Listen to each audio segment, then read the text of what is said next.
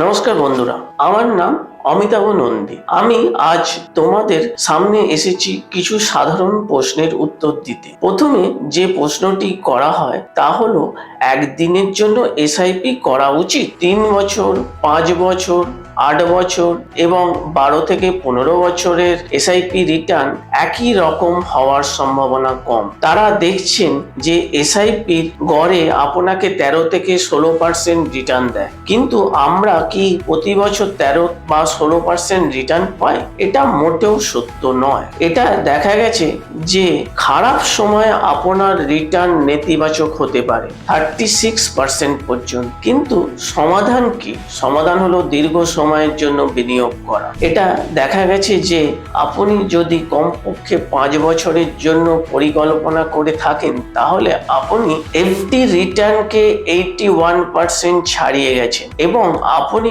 প্রায় 8% রিটার্ন পেয়েছেন। একইভাবে যদি আপনি কমপক্ষে 10 বছর ধরে আপনার এসআইপি চালান, তাহলে দেখা গেছে যে 90% এর সময় আপনি 10% রিটার্ন রেখেছেন। আর যদি আপনি 15 বছর ধরে আপনার এসআইপি চালিয়ে থাকেন, তাহলে প্রায় 90% সময় আপনারা দেখতে পাবেন আপনি 12% বা তার চেয়ে বেশি রিটার্ন পেয়েছেন। তাহলে বন্ধুরা, সংক্ষেপে আমি আপনাকে একটি পরামর্শ দেবো, যত বেশি সময় ধরে আপনি আপনার এসআইপি চালাতে পারবেন, তত বেশি ভালো এবং স্থিতিশীল রিটার্ন করতে পারবেন। ধন্যবাদ। Fund investments are subject to market risk. Read all scheme related documents carefully.